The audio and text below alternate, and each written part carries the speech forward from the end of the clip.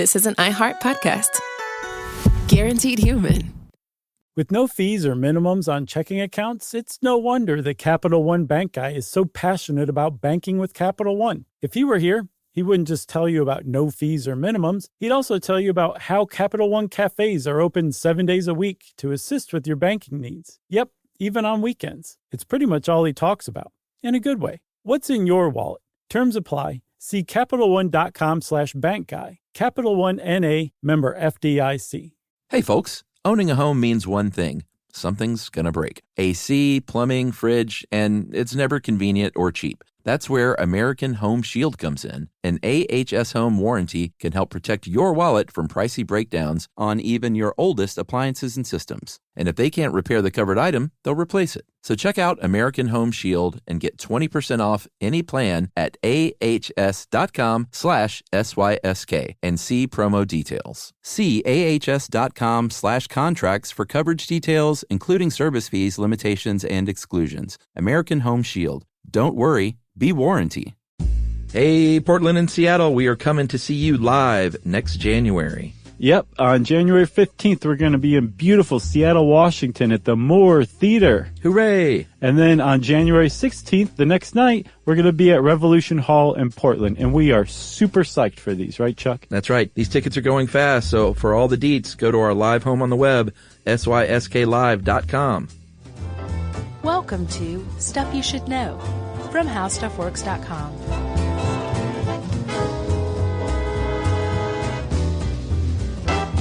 Hey, and welcome to the podcast. I'm Josh Clark. There's Charles W. Chuck Bryant. There's Jerry. This is Stuff You Should Know about the flu, which I have.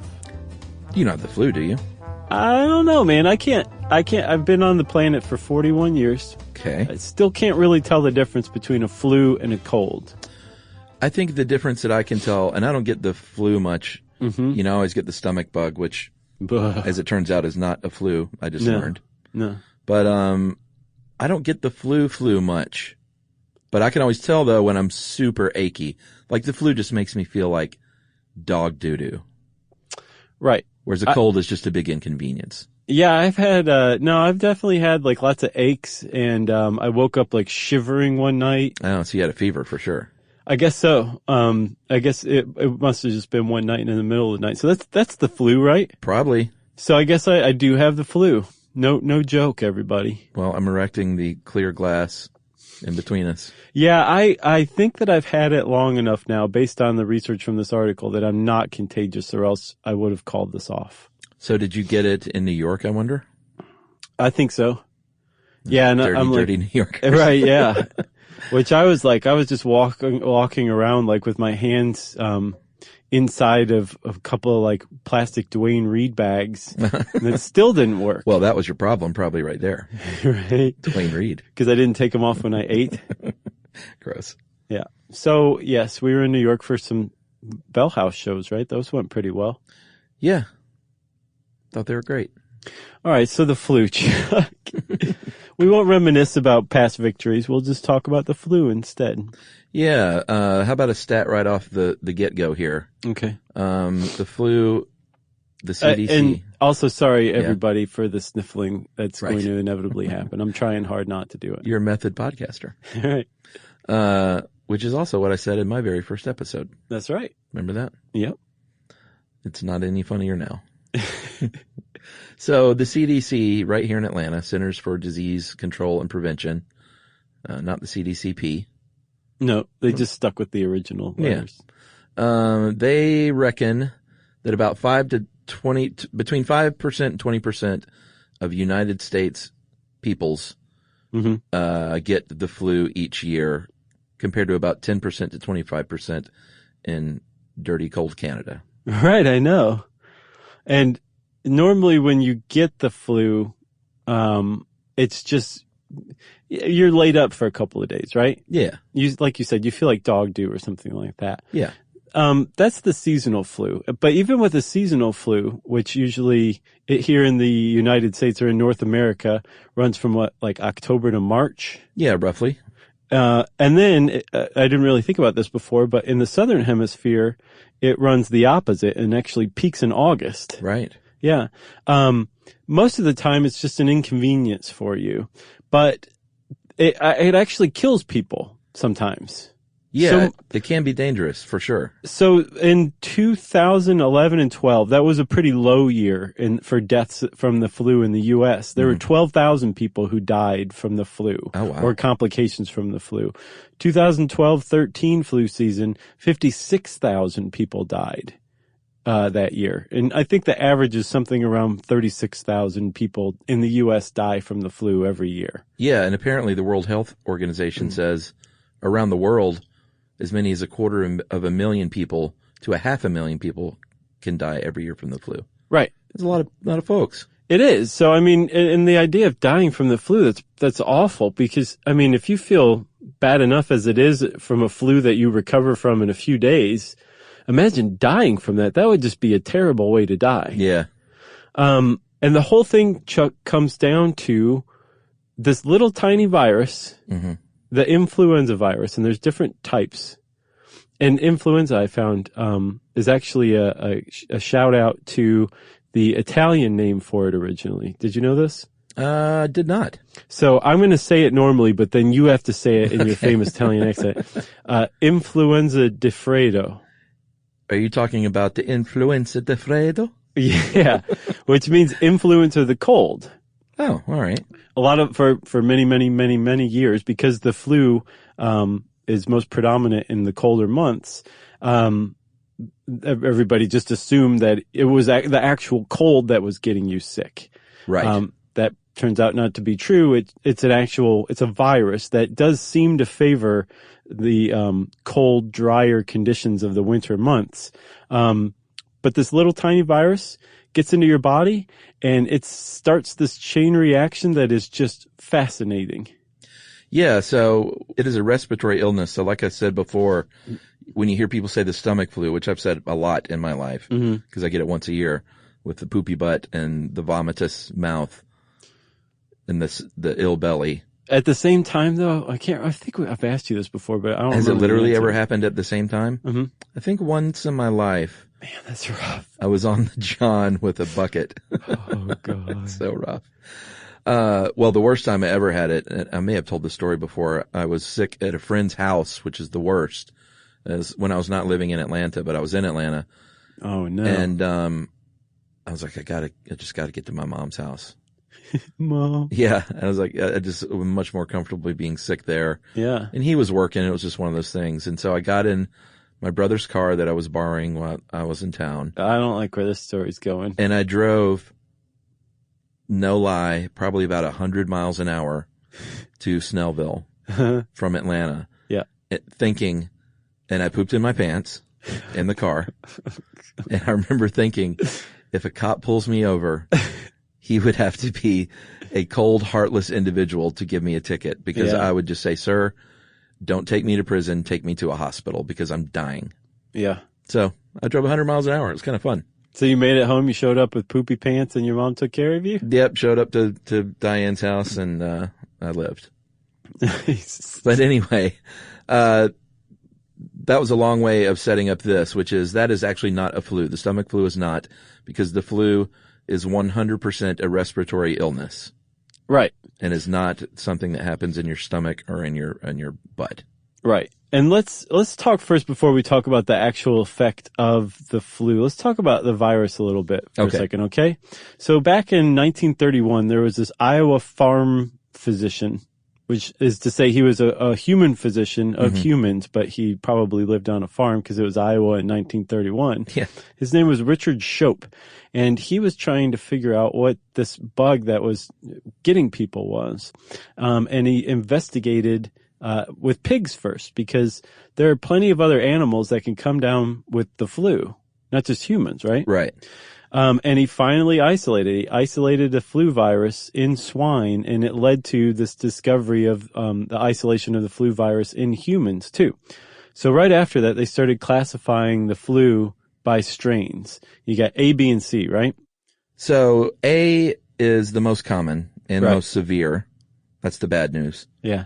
B is a little milder, a little less prevalent, and then we go all the way down to C, which is, I get the feeling C doesn't happen a lot, and it definitely isn't the one that you're going to have like a big epidemic of the flu from a C. Yeah, I couldn't find much on C influenza either. Poor C. Yeah, it'll make a comeback one day, and it'll shock the heck out of all of us, Probably right? so. So, type A infects all sorts of different species, right? Humans, birds of all kinds, pigs, bats, horses even. Yeah, I mean, remember the avian flu? That was, that scared the world. Oh, yeah. And that was A. Right. That was A strain. B strain is almost exclusively infective of humans. Apparently, the only other species we've ever found a type B influenza virus in is seals. God knows where they got it from. Or if we got it from seals, who knows? Maybe up north? I don't know. And then that C one, it just infects humans and pigs. So you got the 3 types. That's right. And then one other thing about them, about the classification of flu strains is that there are also subtypes, right? And so you mentioned like avian flu. And the one that scared everybody was, I think, H5N1. Yeah, that was it. I remember. So the H and the N are they refer to the two main proteins that you find on the outside of a flu virus. Hemagglutinin and neuraminidase. Okay? And so depending on those types of H protein or M protein, that's how they subtype flu strains. Yeah. So, I mean, that's a good little factoid. I don't think anyone really understands what those letters mean. That's what they mean. You know? Yeah. But as far as you're concerned, just pay attention to the news, and when they talk about the scary ones, they'll mention those letters and numbers, and then you can impress your friends. Yeah, you can be like, oh, well, they're talking about hemagglutinin and neuraminidase. And they'll say, shut up, nerd. I hope you get sick. So as far as the standard flu that we're talking about here, the virus, it gets into your body, and it kind of makes a beeline to your respiratory tract. Mm-hmm. And it binds with your cells. It's viruses. Did we do a general one on viruses? The one I think we really went in depth on was HIV, where we talked about how a virus enters the body and takes over. It's just vicious. It is, but it's also, it's kind of like admirable in a really like deadly efficient way, you know? It is. So they bind to the surface of the cells in that respiratory tract, and then they say, hey, I'd like you to meet my little friend RNA. Why don't I inject my genetic information into your nucleus and see how you like it? Right. And when it does that, the cell has been officially hijacked, and the virus uses the cell's own RNA transcription process to create the proteins that are needed to make new versions of the virus. So the virus is using this host cell in your respiratory tract to make copies of itself. And suddenly, before the cell knows what's going on, it's made millions of copies of these viruses, right? And apparently, when you talk about it step by step, it seems like this takes a little while. Right. No. In seconds after that the virus has entered your respiratory cell, millions of copies of it have been made. Yeah. Like this is happening so fast. It moves in there. It says, I'm in charge now. Yeah. Out of the way. Completely out of the way. I'm running the show here. We're copying each other, and we're going to move out to the cell membrane because this cell's going to die very quickly. Mm-hmm. And then that's just going to poof me out into the body further to infect other cells. And it's scary how quickly this happens. Right. So if you think about it, if that first cell produces millions of viruses, viral copies, and then they're released from the cell out into the rest of the other respiratory cells, and each of those infects another cell, and then those cells all make millions, you see how quickly these viruses reproduce in your body. Yeah. And once that starts to happen, you are infectious. I think once that first cell ruptures, you become infectious. But this can be like a day before symptoms, right? So this is something people are always saying, like, oh, I'm not infectious anymore. Right. Like me, I said it earlier too, right? I know. But supposedly the day before you even know you're sick, the day before the first symptoms start, before you start like sniffling a little bit or whatever, you're infectious, buddy. Yeah. And you're infectious up to 7 days after that day you first start showing symptoms with the flu. And if you're a kid, you can be infectious even longer, because if kids are anything, they're walking germ factories. They are disgusting monsters. It's hilarious.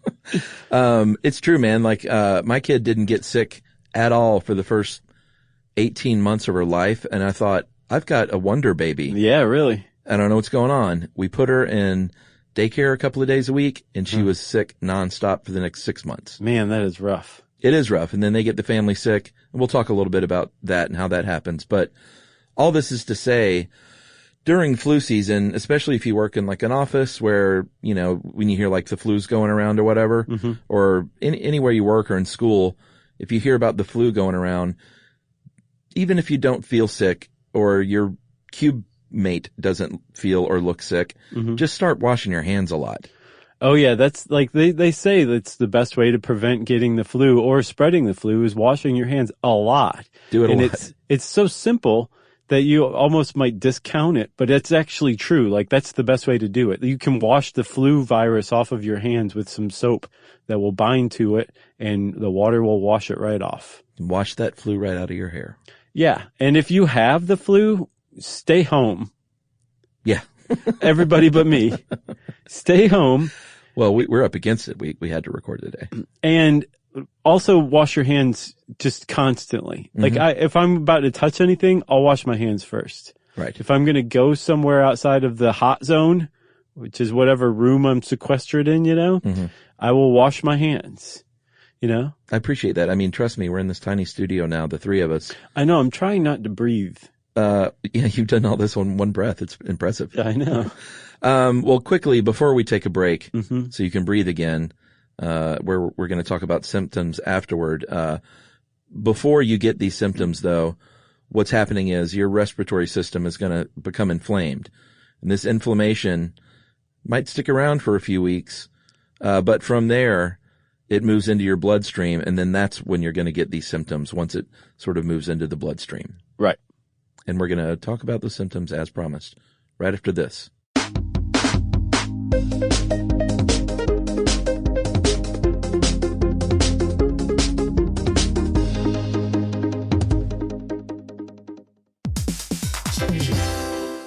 So you're considering getting a home security system, but you want something that fits your space. Well, with ADT Blue, it's easy to customize a system that's right for you and set it up yourself. Just pick the kit and monitoring system that makes sense for your home. Yeah, well, let's say you're worried about package theft right off your front porch. The ADT Plus app can walk you through setting up a new doorbell camera kit. Once it's installed, ADT Pros can help you keep tabs on it 24/7, or you can manage it yourself from the ADT Plus app. That's right. There are no long-term contracts, so you can change your monitoring plan whenever you want. The flexibility doesn't end there either. You can add to your system as you need with things like extra cameras or motion sensors. Some life decisions are hard, but thanks to ADT Blue, you can get DIY trusted ADT home security in a snap. Head to ADT.com/BLU to build your system today. And to find out more about home protection, check out a new episode of Grown Up Stuff with security expert Joe Mazza, out on June 9th.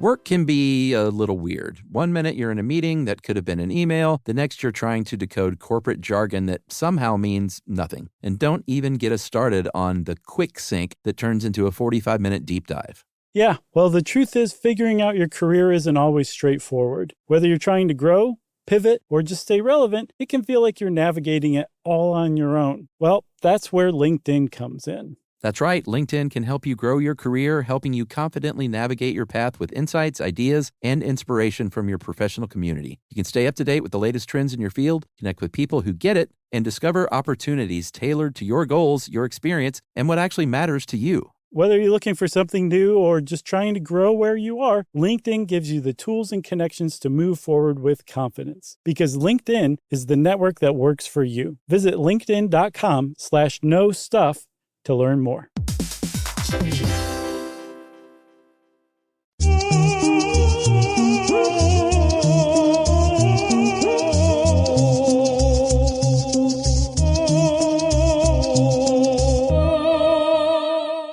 All right, Chuck. Did you breathe?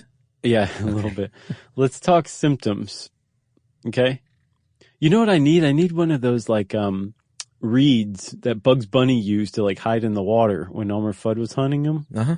I could just like get a long one, and maybe a crazy straw would be even better, and just like pipe it out to the air duct right there. That's a great idea. What do you think? We'll get everybody else sick except you and Jerry. So the symptoms sound a lot like a cold because the symptoms are kind of the same. A cold is usually not as fraught with potential complications and maybe a little less severe, but they're pretty close, which is why you couldn't tell earlier if you had a cold or fever or flu. Right. But that fever, that's the big one apparently. It's a big distinction between the two. Yeah. I think that's kind of the way I just distinguish it, right? Yeah. And colds are also caused by viruses. They're caused by coronaviruses, there are types of coronaviruses that are really bad that cause like MERS and SARS. Yeah. But for the most part, when you catch a cold from a coronavirus, it's a low-level virus, or it's a rhinovirus. That's the other one that causes the common cold, right? So it's just a different kind of virus producing similar symptoms to a flu. Do you remember when Peter Sarsgaard was on Saturday Night Live years ago? No. He was, the actor? Sure. He was on there during the SARS, when there was that SARS scare in the United States. And one of their skits was he had developed the Sarsgaard, which was just basically a surgical mask, but it was just funny. They said Sarsgaard like 30 times, and I laughed every time. I think his younger brother was Pennywise the Clown in the It movie, right? Oh, I don't know. I'm pretty sure that was a Sarsgaard, and he is amazing. Yeah? Have you seen it? No. Oh, you got to see it. You're going to love it. Now, was he a Sarsgaard or a Skarsgård?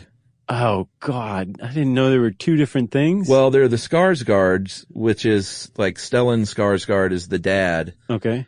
And then the son was the dude on True Blood, the vampire show, and then recently on that Pretty Little Liars, I think. I don't know. The one with Nicole Kidman. Okay. That's Alexander Skarsgård. I think that might be him. Is Sarsgaard the one who's in Fargo? No. Who is that? Peter Sarsgaard. Yeah, that's another dude. What is up with all these guys? So are you sure you're not just dropping the K off of Peter Sarsgaard? All right, here's the deal. Okay. The guy in Fargo. Uh-huh. Man, this is such a bad sidetrack already. It's pretty bad. The guy in Fargo was Peter Stormare. Okay. So he's not even in the equation then. No, but I definitely know that there is Peter Sarsgaard. Okay. Because he either was or is married to Maggie Gyllenhaal. Oh, yeah. I guess I knew that. Peter Sarsgaard. Okay. And then there's Stellan and Alexander Skarsgård, and I don't know who the clown was. It's Bill Skarsgård. And is he related to the Skarsgårds? I guess so. Yeah, I believe he's the youngest of them. Okay. Oh, I'm sorry. I was wrong. It was Tim Curry I was talking about. No, actually, we never looked stuff up, but I did look that up. Yeah. Because the headline here says Alexander Skarsgård's reaction to his brother Bill's clown costume. Yeah, it's good. His acting, it goes way beyond the costume. They did good with the costume, but it was his good acting movie. it was good. I know there were so many people screaming at their phones, but I think we finally got it right. Yeah, sorry about that, everybody. I also want to apologize for any medical students who are being forced to listen to this as part of their class. Hopefully your instructor fast-forwarded through that part. All right. This all got started with Sarsgaards. Oh, yeah, that's right, because that's from the coronavirus. This is the influenza virus we're talking about that creates this inflammation, which is your immune response, right? In your lungs? That's correct. And the symptoms, like a cold, are coughing, sneezing, the fever, which is different, like we said, with the flu. Right. Achy body, which usually comes with that fever. And then Josh's runny nose and congestion that you can hear, and your overall lethargy. Yeah, I am a little under the weather, I guess is a good way to put it. I can tell. So those are just standard flu symptoms. You can have secondary symptoms from complications of the flu, right? One thing that has long gone hand in hand with the flu, as far as like death from flu complications goes, is bacterial pneumonia. Yeah, that's no good.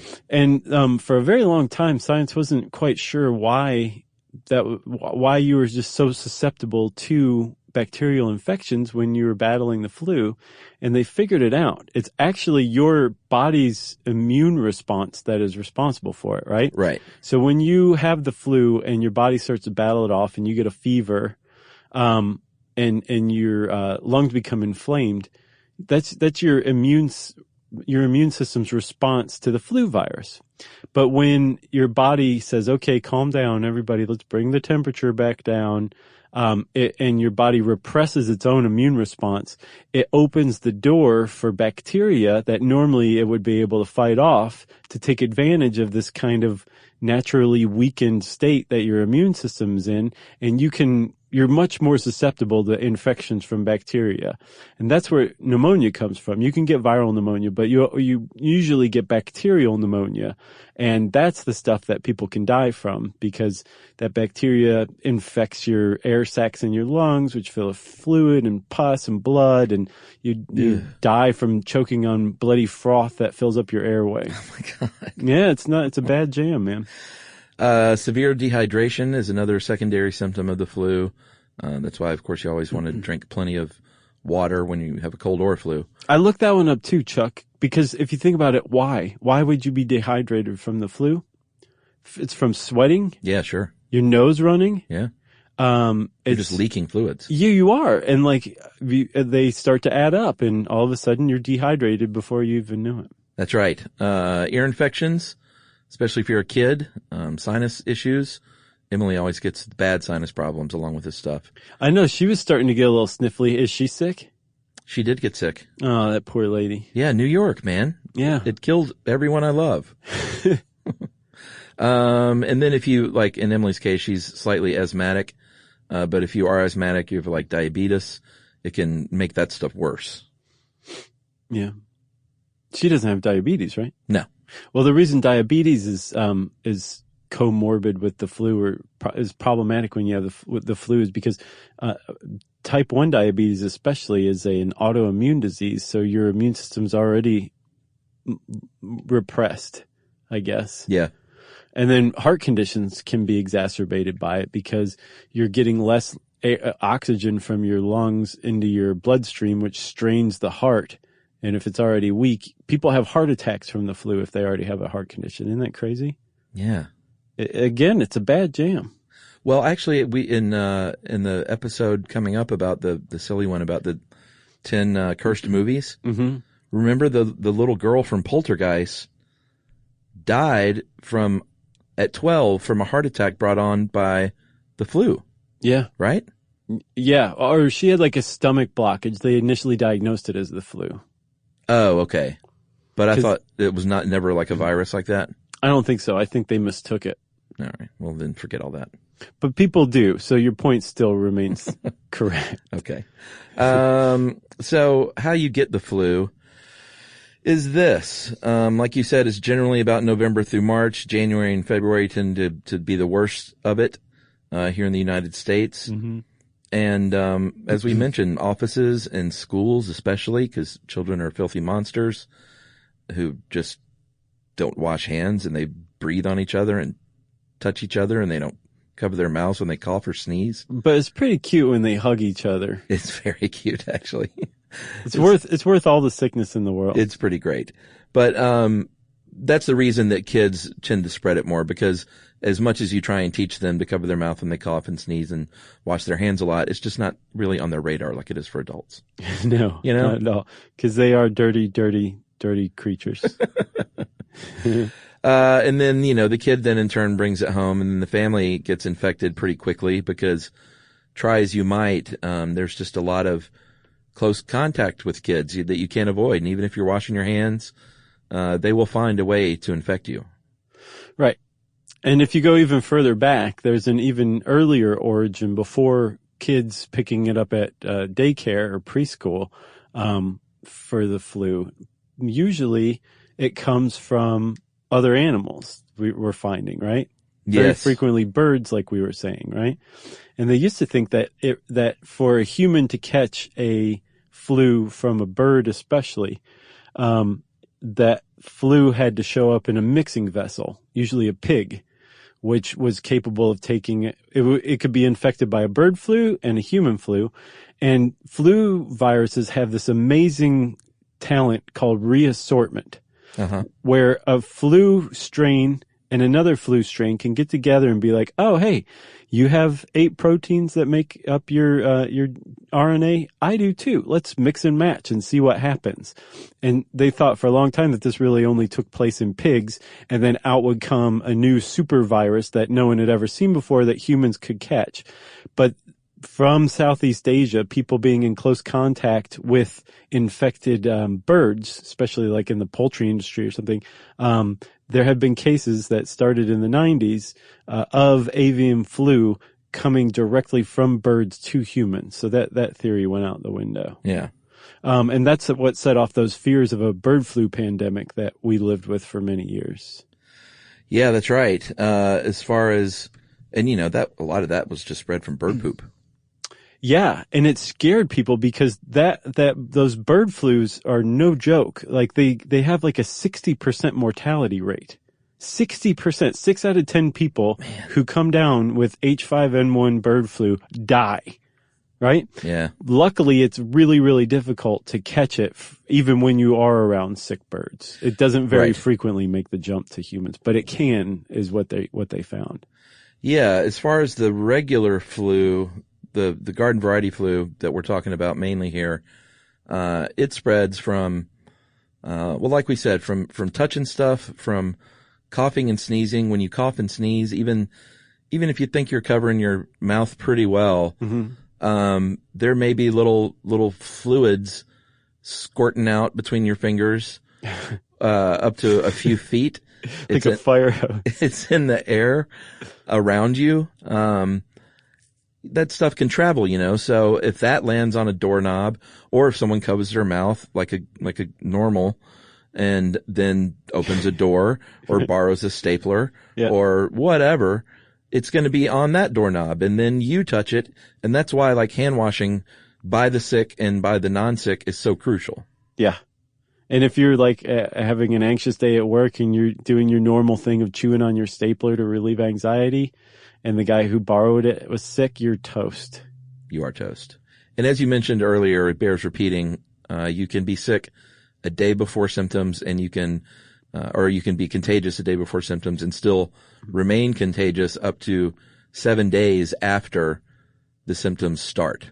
Right. So even if you feel better after day 4, you could still be spreading that junk around for a few more days. Right. And they say that even after you feel better, you should stay in bed an extra day because, again, your immune system is compromised, and you are like, you can catch other stuff. So you want to be careful. That extra day really pays off. And that's when you just lay in bed and watch Stranger Things 2. Right. I haven't seen it yet. Is it good? Yeah, we just finished it last night. Cool. Well, Did you see the first season? Yeah. Oh, yeah. Yeah. That was great. Season 2 is just as great, if not better. I'm happy to say. I'm glad to say that too. I was a little nervous, because it was something I loved, and it's like, oh man, season 2, a lot of pressure. Well, yeah, that's how it happens. The sophomore season is very frequently like everyone's aware of the success of the show and what people are saying about it, and they try to adapt to the expectations rather than continuing on doing what they were doing before. But good for you guys, Stranger Things. Yeah, so great. I want to get those Duffer Brothers on Movie Crush. Oh, yeah, that'd be cool. Those guys would be great. Should we take a break? Yeah, I think so. All right, we'll come back and talk a little bit about pandemics.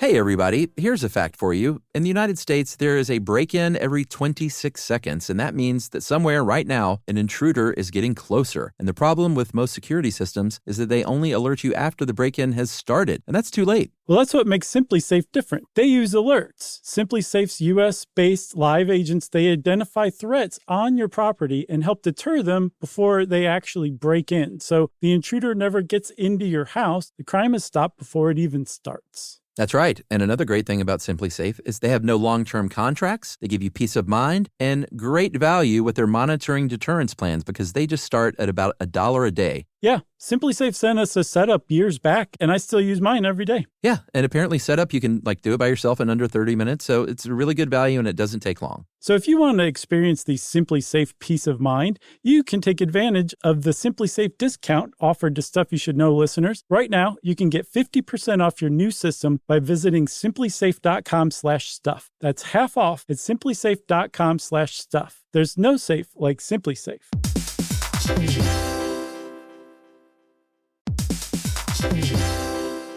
Work can be a little weird. One minute you're in a meeting that could have been an email. The next you're trying to decode corporate jargon that somehow means nothing. And don't even get us started on the quick sync that turns into a 45-minute deep dive. Yeah, well, the truth is figuring out your career isn't always straightforward. Whether you're trying to grow, pivot, or just stay relevant, it can feel like you're navigating it all on your own. Well, that's where LinkedIn comes in. That's right. LinkedIn can help you grow your career, helping you confidently navigate your path with insights, ideas, and inspiration from your professional community. You can stay up to date with the latest trends in your field, connect with people who get it, and discover opportunities tailored to your goals, your experience, and what actually matters to you. Whether you're looking for something new or just trying to grow where you are, LinkedIn gives you the tools and connections to move forward with confidence. Because LinkedIn is the network that works for you. Visit linkedin.com/knowstuff to learn more.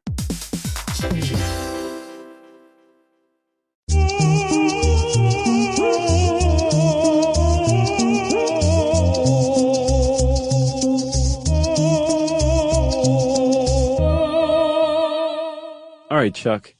So we were talking about how seasonal flu has seasons. That's why it's called seasonal flu, right? Uh-huh. That's I guess one classification of flus. There's also a pandemic flu, and the same kind of flu virus can be a pandemic flu or a seasonal flu. And I think usually the way it happens is a new virus will emerge from, say, like livestock or poultry or something like that and infect humans. And if it's totally novel, where no human has ever encountered a flu of this type before, it can just lay waste to people. It can kill a lot of people. It can infect a lot of people. It can spread the world. And when that happens, it becomes classified as a pandemic flu.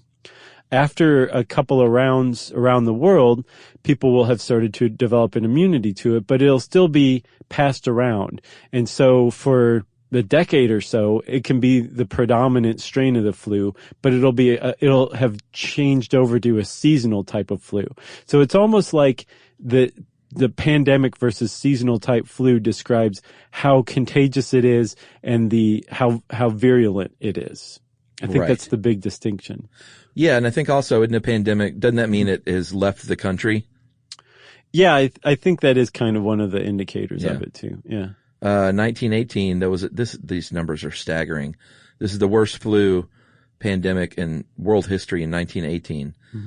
For I don't know what months exactly, but 1918 and 19.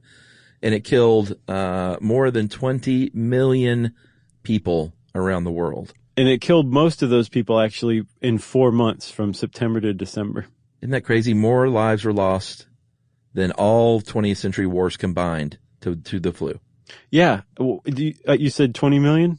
20 million worldwide, about 500,000 in the United States. I saw in many reputable places 50 million people died around the world. That is it's staggering. Yeah, and it was like right at the end of World War I and just came out of nowhere. And one of the other really noteworthy things about it that just baffled people was it was killing like healthy people under the age of like 22, 23, 24. Like just healthy young people killed by the flu. A lot of them died from pneumonia. And they finally figured out that it was because it had been about 20-something years since a flu resembling that type of strain had made the rounds. So people under, say, like age 25 had never been exposed to it. So it was a novel flu, which just leveled the people it was exposed to who had never encountered something like it before. Yeah. It's scary to think about. I mean, surely that couldn't happen today, could it? Or could it? Oh, yeah. Yeah? Sure.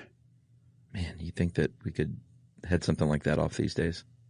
Do you know like a third of the population of the world was infected with that flu that year? Wow. Isn't that crazy? I know, that's hard to believe. Yeah, that can totally happen. It's a real concern.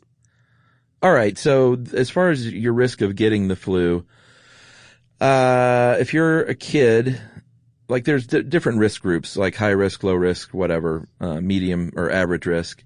But if you're under 2 years old, your little immune system isn't quite smart enough yet to know how to fight things off. So you're definitely more at risk. And as always, what affects the children also affect the elderly. So if you're over 65, seniors, is elderly wrong to say? I think elderly is technically 81. Oh, really? Yeah. All right. So we'll go with seniors. Seniors. Active senior adults who have decades left ahead of them. That's right. Who else? Anyone who has any kind of chronic, like I mentioned, asthma or diabetes, any kind of chronic condition.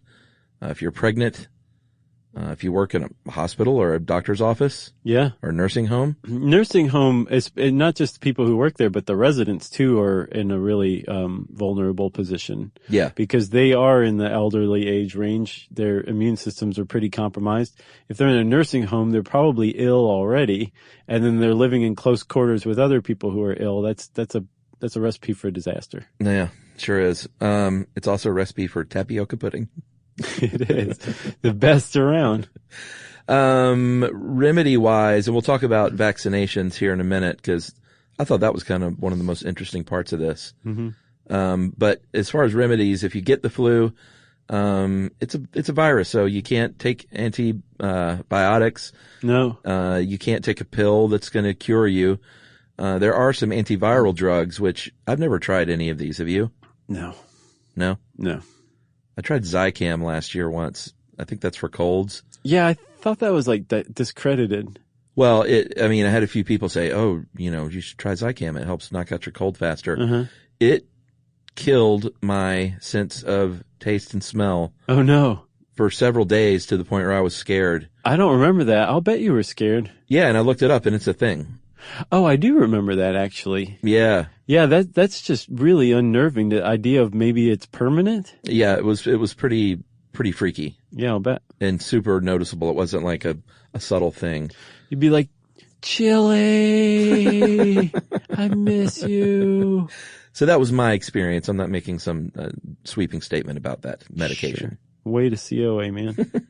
But there are antiviral drugs called, there's one called Tamiflu, Relenza, Flumidine. A little on the nose if you ask me. Right. Flu stop. The antiviral drugs, they seem like a good idea, but they seem like a good idea under the premise that seasonal flu strains were used to think they used to think that they died out at the end of a season, right? Right. Well, they started tracking them. Like our global monitoring system is really top notch, and they can track flu around the world. And they've found that seasonal flu at the end of the season in North America, it just goes to South America. Yeah.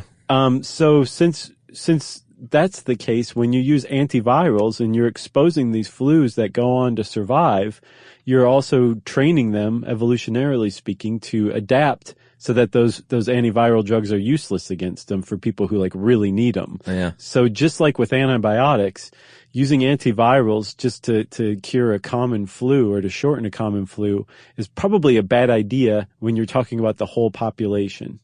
Yeah, and that's what they do. What they try to do is just keep the cellular spread from happening as much as it can. Right. And that's sort of the easiest way to say it. Yeah. Yeah. There's one keeps them, a pair of them keep them from replicating, and then another one traps them inside a cell once they enter. Right. It's like, oh God, I can't get out. The door's locked, and then death. And they're all prescription drugs. Right. If I'm not mistaken. So vaccines are like pretty hot. They're like the hot thing to do on a Friday night is to go get a flu vaccine, right? Yeah, I didn't get flu shots for many years until I had a kid. Yeah, and they say like if you especially if you have a baby under 6 months of age, they can't be vaccinated. And so everyone around them should be vaccinated is the recommendation from the CDC. Yeah, like our close family, the grands and the abbas, all, and the pops and the papas and the poopas and the memangs and the momos. Hey, Momo, that's your dog. Right. Yeah. Yeah, Momo got a flu shot. That was nice of her. She's very kind. So yeah, we all got flu shots, and I just wasn't, I never got the flu much. I didn't have a disbelief in the flu vaccine. I was just like, nah, I don't really need to bother with that. Yeah, that's so I was fine. Do you get them now though? Now, yeah. Is it a habit of yours now? Well, yeah, now they just sort of recommend it when you have kids up until they're a certain age. You should get vaccinated as a family. Right, and when you have kids, if you get them vaccinated, you once they're able to be vaccinated, again under 6 months, they say no, don't do that. When they're young though, and you're getting them vaccinated, they need to be vaccinated twice, like a month apart. Yes, and so with flu vaccines in general, they recommend that you get it as early in the season as possible because it takes about 2 weeks for that to take effect. So with a kid, then I guess you would want to get so that 6 weeks before the flu season. I don't know, or is that second one pretty much like, oh, okay, now it's taking effect? So is it sure. 4 weeks plus 2 weeks, or just? I don't remember the schedule. Yeah, I don't remember the schedule. Well, ask your doctor, okay? We're not doctors. Stop pressuring Well, they'll tell us. you, like when you go to get your little kitty checkups, they say, come back in this month and get your flu shot. Right. Number 1, and then flu shot number 2. And so for a while there were 2 kinds of flu shots that the CDC recommended. One was an actual shot, the flu vaccine that was in a shot form. Yes. And then there was another one that's called live attenuated influenza virus, which came in the form of a nasal spray. And that was usually recommended for kids. I don't know if it's because kids don't like needles or what, but the CDC has officially stopped recommending nasal flu vaccines. Yeah. They don't do those anymore. Well, and when they were doing it, when we say kids, you had to be over 5 because it was like you said, a live virus. Right. It was a live weakened virus. Yeah, and that's different. Like if you think, all right, I'm going to get a flu shot, so that means I'm going to get the flu virus shot into me, and so I might feel like I have the flu. That's not really the case. It's really kind of neat how they do it. These scientists and doctors, like you said, track what's going on in the world of flu all over the world, and they sort of make they don't sort of, they very definitely make a prediction and say, here's the flu strain specific to the United States, let's say, that I think we're going to be faced with this year. And they make their best scientific guess possible. And that is you get a not live version of that virus injected into your body. Your body sees, hey, foreign invaders here. Let me produce antibodies. Then if that virus or if the real flu knocks on your door later that winter, your body says, wait, I've met you before. I know how to fight you. Yeah. But it's pretty cool. And it literally, the effectiveness, I looked up this year, and it's a year-to-year thing. It's 40 to 60% on this year's strain. And it varies because it really just depends on how well those scientists have predicted, how much they get it right. Right. Because if they get all 3 wrong, well, then you're toast when you encounter the flu that's going around that season. Like it's the really vaccine's interesting. Useless.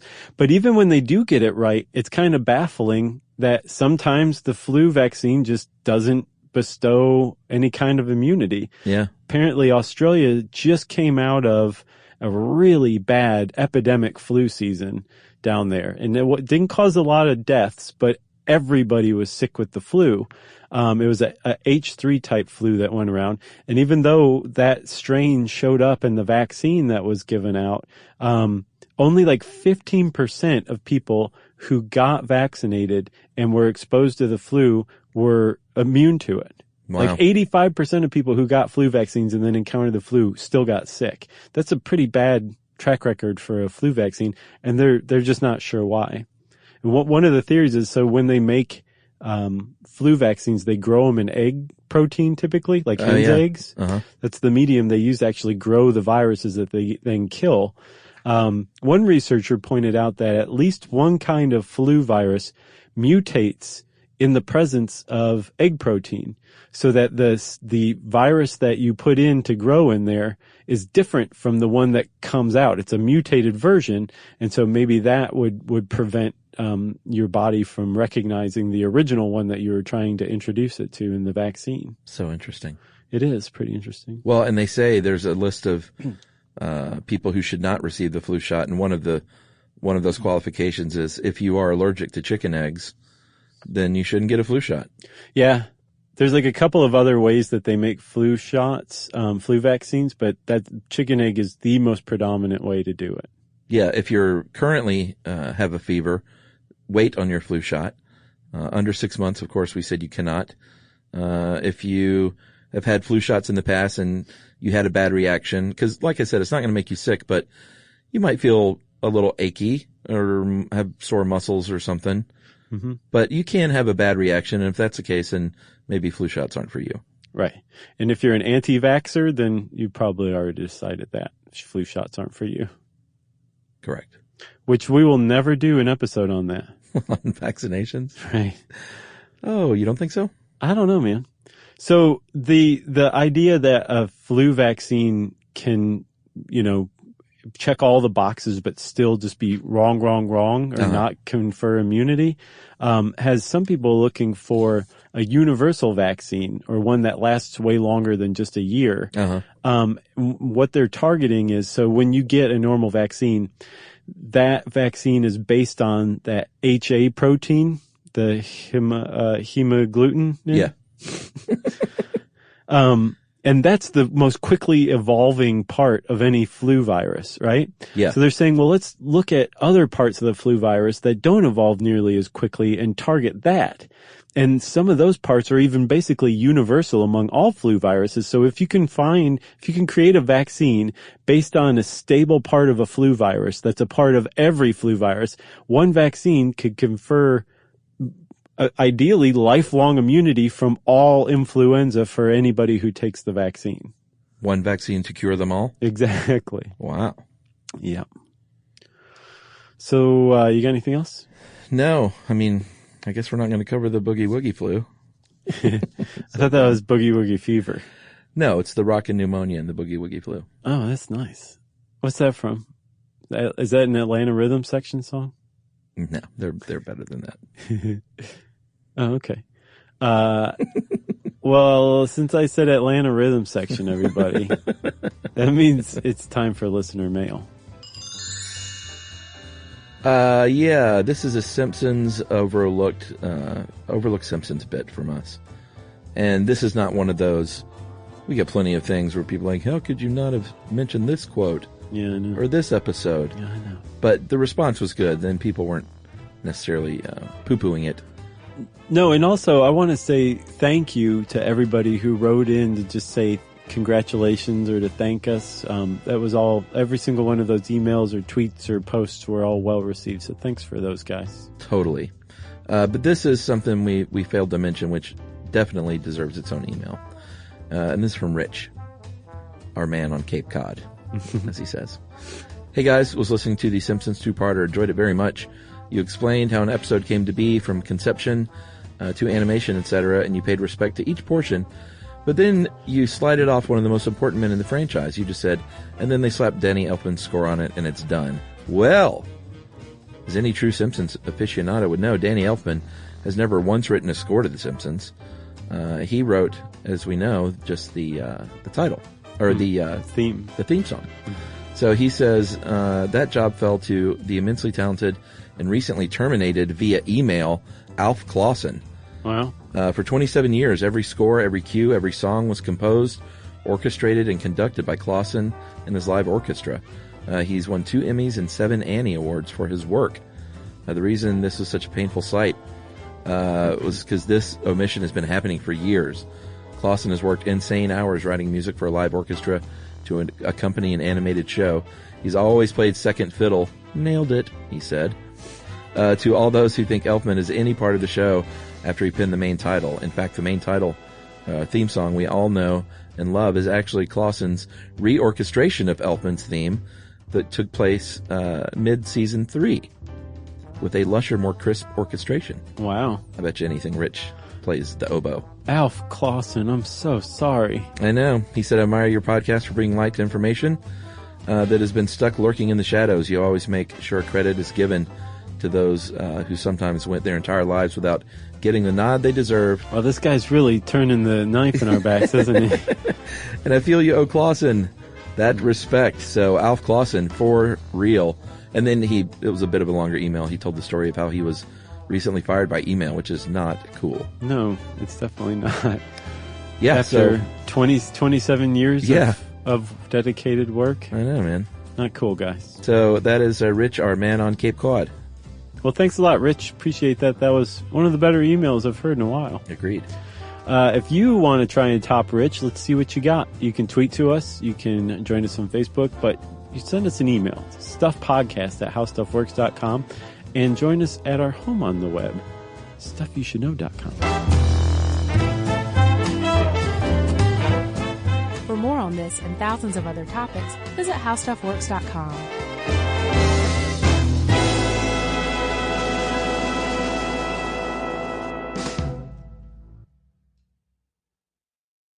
The next time you end up with something on your shirt, don't turn to your usual detergent. Check out Tide Evo. Tide Evo represents over 10 years of innovation in product development. It's a revolutionary 100% concentrated waterless laundry tile made of compressed microfiber soap layers rather than liquid or powder. It's not pods and it's not sheets. It uses 6 layers of detergent fibers to deliver superior cold water cleaning without plastic packaging. It's mess-free, lightweight, and dissolves quickly. Try new Tide Evo. Real laundry magic. Geico presents a 30-second podcast between your podcast.